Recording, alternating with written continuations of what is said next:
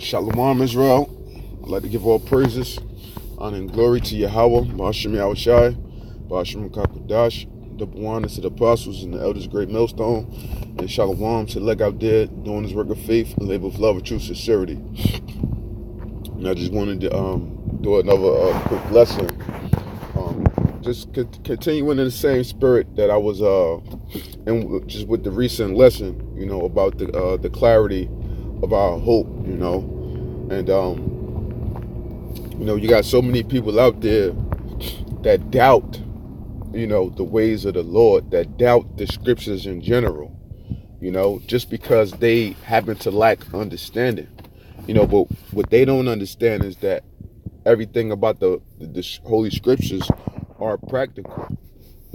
Of course you're going to have your things that are miraculous, because the Lord have to have those instances to where something that's damn near unbelievable happen, because he has to leave room for you to actually trust that he can come through with something for you, so it always has to be that sort of suspense lying in the background, waiting for something to be revealed, or truth to be revealed, or however you want to put it, But since people can't wrap their minds around anything that's miraculous or that seems to be supernatural, they tend to put off everything about the scriptures that are practical, because the Most High didn't ask us to follow him blindly. The Most High shows us his ways. We can clearly see practical things through the scriptures, as well as the miraculous things of the scriptures. And we have that fine balance, of what the Lord allows us to see, and it's all in the spirit, man, at the end of the day. It's like it. Yeah, because like I was saying, there always has to be something that's lying in the midst, that has to be done. Like, you always have to have somebody to set the mold, and who happened to set the mold for us was our forefather Abraham, man, and everything that he did. And what he did was all based upon what hope and trusting in the Lord. And the Lord came through for him, man, and from that point on, he really didn't have nothing else to doubt. Now, of course, within our primitive natures of us just being, in his flesh, it might have been little things here and there, but overall, he knew what miraculous works that the Lord put through for him. So it always has to be that one person to step out and break the mold, so to speak, man. And if nobody was to ever do that with anything, how could you actually hope or have trust in anything within this world, man? Because somebody has to do it. When you look at technology, somebody got to create technology, right? But in older times, you might not believe this might come to pass later on in the future, but it's here. Like a lot of people don't believe in a chip and stuff like that, but it's clearly here. A lot of people don't believe that martial law can happen, but it's clearly here. Why? And we see that from what? The test runs and different things they've been doing, the practices, the J Helm, what they did during Katrina, and all of that. All of these things in which we see that some people consider out of this world are actually and practically happening right before our eyes. So what is there to truly doubt about, man? What do we have to doubt about? We don't have no reason to doubt. We don't have no reason to second guess the Lord and everything that he proclaimed unto us for the things of which he's already shown us, man. Isaiah 42, 8 and 9 lets us know that, man. The Most High, before these things happen, he declares them, and we clearly see that every single step of the way. That when the Most High says he's going to do something, and we know through the prophecies, he's going to come through. Because of what we are allowed to see from the Most High. That's how we have that 100% truth, because the Most High allows us to see what needs to be seen until the appointed time. And then he reveals other things and reveals other things. You know, layers are constantly going to get peeled back like a potato, man. You know? Oh, yeah, slack it. I can't stop sneezing over here. I say trying to interrupt the word, but as I was getting into, you know, it pretty much always has to be somebody or someone to break the mold, to set the stage for something. And usually what they have to take is what a leap of faith, so to speak. You know, that's all it is. So we have taken our leap of faith based upon the principles of what we see. You know, because there's nothing else in this world for us to truly go after.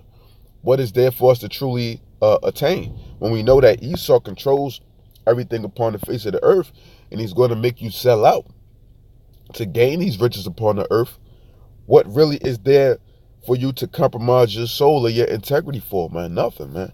So we have to continue to put our trust upon Yahweh Shem Yahweh Shah every single day. And as the time goes on, that trust, that hope, that integrity, you know, that spiritual growth, everything has to increase on a daily, you know?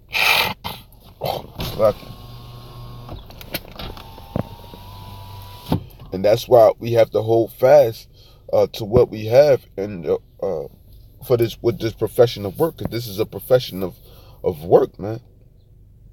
A profession of our faith. You know, as it says in Hebrews 10, 22, and 23, let us hold fast the profession of our faith without wavering. Because some people out there will constantly try to make you waver within your faith.